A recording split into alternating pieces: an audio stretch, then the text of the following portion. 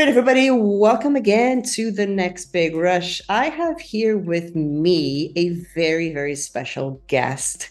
And before I go into what this gentleman here is up to and why you should listen to him, let me tell you about portfolio allocation. Now, you and I both know that mining and junior mining investing is all the rage. I absolutely love it. It's where I lose money, it's where I make money sometimes if I'm lucky. But I would be remiss and intellectually dishonest if I didn't tell you about how important tech investments, high tech investments, have been to the other part of my portfolio that I rarely talk about. I'm not going to lie, compared to mining investments, my tech investments have done a lot better. Probably because I've had a little bit of luck, or maybe because they sometimes counteract mining stocks in their cycle. So risk on and risk off assets, they do tend to act in a way that is counter cycle to one another. And I have done really, really well with tech investments. So it is my pleasure to bring on somebody who is, I don't want to say knee deep, elbow deep, more like absolutely, you can't even see the guy deep with very high tech AI, fresh, interesting, and exciting technology. So, this is the project director for Genesis AI Corp. Welcome, Brett Tomey. Thanks for having me. It's a pleasure to be here this morning. All right, cool. So, when I hear about a company that's doing AI, that is a little bit too broad, okay? If we're going back a few years and AI is very much in its infancy and, it has some sort of interest from the market, but now AI has kind of like transformed into this monster because there's so much that the word entails. What is it that Genesis AI is focused on, and how does AI allow you guys to get it done? Sure, that's a great question. There's a lot of noise about AI. I think we've all probably at this point in time tried ChatGPT or know someone that has. Maybe you've made a picture on Midjourney or DALL-E, used one of those tools, which can be quite fun to say, combine a picture of this with that. We're looking at real world problems, and there are a lot of issues in natural resource development as well as mining exploration where AI is very applicable. And so in its essence, it's taking a problem that we know exists. There's not a perfect inventory model of the forest. So if we were able to create a digital twin, then perhaps we could solve some of the issues such as wildfire, how fire interacts with forests that are overfueled, how can we speed up the carbon development of forests, how can we maximize the value, protect our assets, things of that nature. In mining, how can we make junior cap mining exploration companies more efficient with their use of capital by helping them sort of move the confidence level of what they're looking for in their targeted areas, things of that nature. And so it's taking a lot of data, processing it through AI and machine learning tools to solve real world problems. Interesting. And so you said there about building a digital twin to, forests and things of that nature. Immediately, I'm taken forward in sort of the investment thesis where I want to, okay, understand where the value is, but then how are you guys going to, create value and make money? What is the type of company or institution that you think that your services would be suited for? Sure. So we have 5 different modules, so 5 different potential revenue streams that we're leaning into. One is the prevention, protection, and restoration phase that comes after wildfire events. So that is a product that's targeted at governments, municipalities. Obviously, we think in Canada about the Kelowna wildfires and the Yellowknife wildfires, and the fact that Canada lost 17 million hectares of timber, probably close to 20, 30 billion trees this year. And there's just never enough money to go around. So if we can use AI tools to establish where we can spend our restoration dollars to maximize the value, where communities can spend their protection dollars to maximize their return, those are our target customers. In mining, we're working in uranium, lithium, and then transitioning into gold and copper right now. And basically that's to help junior mining companies establish where they can more likely find hits. So heat mapping zones by aggregating all the information that exists about these potential properties. And so selling access to software as a service to these folks. In forestry, it's a little bit more conventional. If you have a large integrated forest products company, so we can name names like Canfor, West Fraser, Tolko, Mercer, even Irving perhaps, as well as all the large companies in the US, some of the Japanese companies. A true inventory model would allow them to achieve a higher rate of return, basically because inventory models today are relatively inaccurate. They exist on 1%, sampling 1% of the forest and then regressing that out of the whole area. So we think we can use digital tools so that they have increased accuracy at less cost. And so that's really what we're targeting. And then in terms of carbon, so carbon offsets, of course, they're all the rage. There's been a lot of waste, fraud, and abuse in that marketplace, and there's a need to get this stuff right. So we're building a product that allows people to accurately state what their carbon sequestration rate of a forest is, and then licensing that to project developers. So all the folks that are developing carbon credits right across the planet. Interesting. And so what stage of development are these 5 different product offerings that you mentioned? Are they client ready? Are they pilot stage? Or are they still in development? Several are still in development. One is in the pilot stage, and one will be getting ready to kick off sort of a beta project next month with a client. So working with, and that's the thing about developing software as a service with AI ML tools, is that you never want to develop in a vacuum. So we may have a particular thesis of what the market wants, but we always want to find customers and talk to them about what we're doing, because we think that co-development phase will lead to sales. Yeah, I fully agree that the only way that even my own investments have panned out is that they kind of built it with the client, and that's really the only way to do it, especially when you're dealing with essentially B2B solutions. You want to make sure that the client is there in the making of the product, so that, essentially you're just filling their own needs, right? Like that's the way to do it for sure. Exactly. And it's about acquiring data sets that helps the customer. And we talk to the customers about this. Where can we get the best data? Can we use your data as a training model and layer that on top? So if a mining company, for instance, had a really successful hit in a particular area, and they saw things a different way through the geochemistry or the geophysics, and sort of put that together, and that led to appropriate finds that created shareholder value, we'd want to take that intelligence and layer that on top of the data to be able to sort that through. And it's almost like applying a filter. And so that's very exciting. And of course, you don't want to give people tools they don't want. So we're constantly asking the marketplace, is this valid? Would you like to see this? How would you like this interpreted? And how do we show people tools of that nature? So it's really a co-development process is what we like to call it. We don't pretend to be the subject matter experts. We just know how to work with big data, and then of course apply models to it to help solve some problems.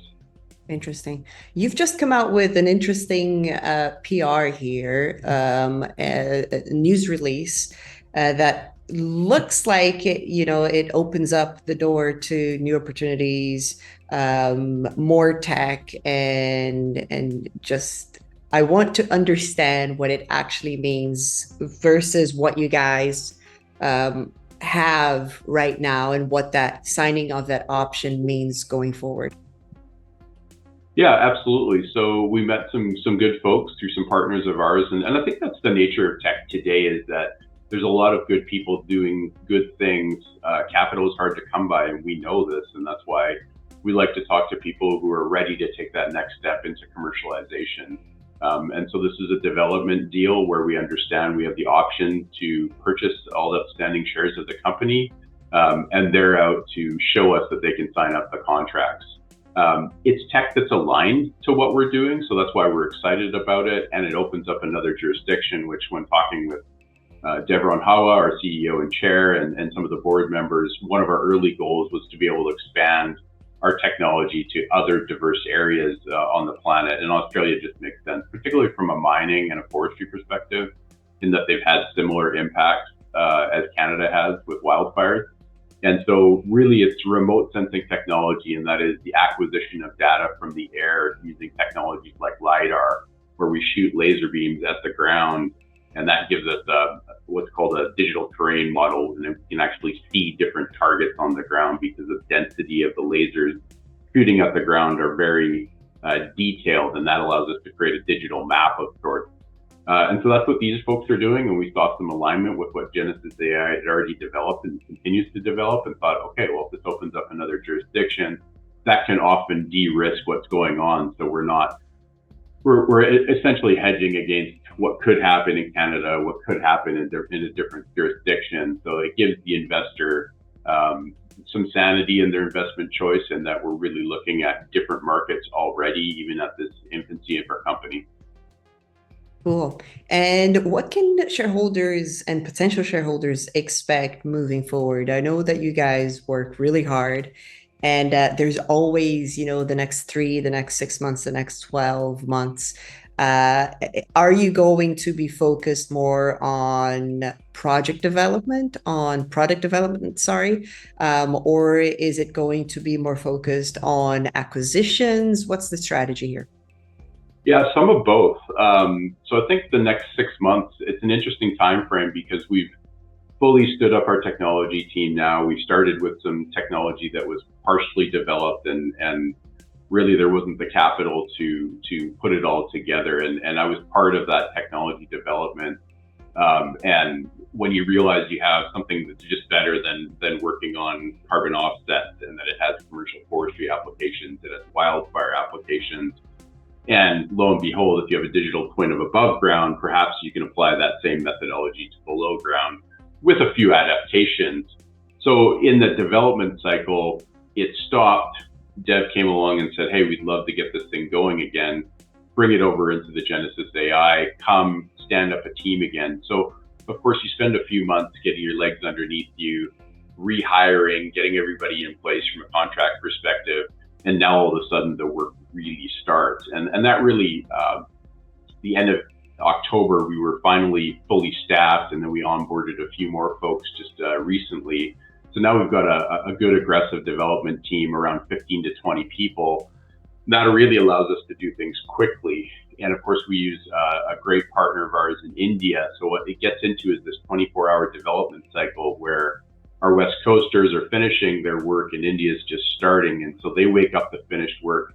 We wake up to finished work, and the loop happens almost on a perpetual basis. So it goes very, very quickly. And what that means is we'll be launching a beta product with a test, with a friendly, basically, on the mining side of things somewhere in December. And we look to do the same thing in forestry somewhere in January. In the meantime, on the acquisitions front, we are running into companies that are they are aligned to our business values and to what we're trying to do in terms of using technology to address real world natural resource issues. And we're meeting people every day. So for us, it's about sifting through what deals make sense and will deliver immediate shareholder value. So ideal acquisition targets obviously align with what we're doing technologically, but also we'd like to see some revenue, and we'd like to understand what a potential capital investment could look like and what the growth trajectory is, because of course we're looking for blue sky because we think there's a ton of upside in this sector for investors. I agree. And before I let you go, tell me about the team. I know that you have a very strong forestry background, but there's also the tech side of it. Can you just shed some light into, who's who in making the company work? Yeah, absolutely. So I'm fourth generation in the woods, as you've mentioned, and understood probably at the beginning of my career that we could do things different slash better. And if we had better tools to understand what was there from a forestry perspective and what sort of inputs could increase perhaps outputs, whether it's from a carbon or a lumber perspective, that was always intriguing to me. And then, of course, starting to adapt technologies like LiDAR, using drones to carry sensors into places that we couldn't necessarily achieve before, high-res pictures, near-infrared to delineate tree species, health, things of that nature, stacking it all together. In 2021, I got to know a fellow, and he's our CTO now, Jeff Fox, who is an industry veteran. So this is Jeff's curriculum vitae. This is what he does for work.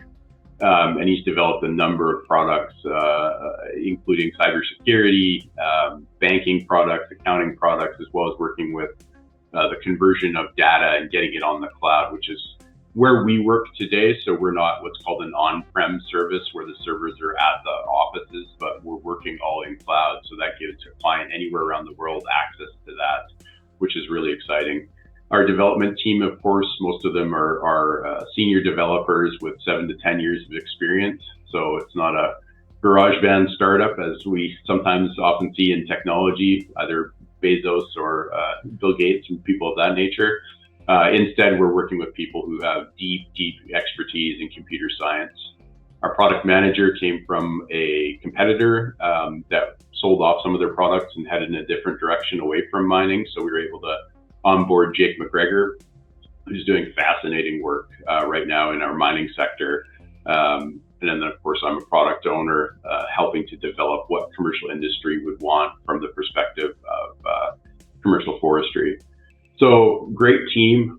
We also use intern capacity because we believe in investing in the future. So we've got a great partnership with UBC, and they're a great feeder source, as has SFU been in the past, being a West Coast company. And we work remotely, so we're interested in bringing talent in from all around the world, so long as they're filling a need and they're aligned with what we're doing, because we need to move fast. And of course, the contrast in SaaS, software as a service development, is that there's a lot of, similar to the iceberg analogy, you don't see much, but you realize there's a lot of effort going on underneath, or maybe a duck where the feet are going full steam ahead, 60 miles an hour, but you see this calm thing cruising around on the surface. And after a few months, you start to see real work product come out, and it gets really interesting. So we're looking forward to showcasing that, not only to the forestry sector, to the carbon sector, to engaging with these urban communities, engaging with the Kelownas and the Yellowknifes of the world, but also in the carbon sector and commercial forestry. So very, very exciting stuff for us. That is exciting, and I'll be watching very closely because my question is like, okay, what type of client is going to love your solutions the most and the fastest? Like who's going to adopt it first and kind of, make it their own? And it just seems like the potential here is for so many different types of clients that it could go any way, where like you could be having amazing government contracts and actually doing work that saves lives. I mean, let's face it, forest fires aren't a thing that happens every now and again. They happen every single year, and you guys will be there at the forefront of not just remediating, but actually preventing things from getting to a very critical stage. And so I commend you for doing that type of work. It's very important just in society and all, but I'll be watching very closely and looking at what contracts you guys are signing for sure. And I know for a fact that I won't be the only one, because the people who are watching this video are probably going to follow it with me as well. Thank you so much, Brent. Before I let you go for real now, where can people find out more about Genesis AI? Yeah, we're on the web at Genesis AI Corp.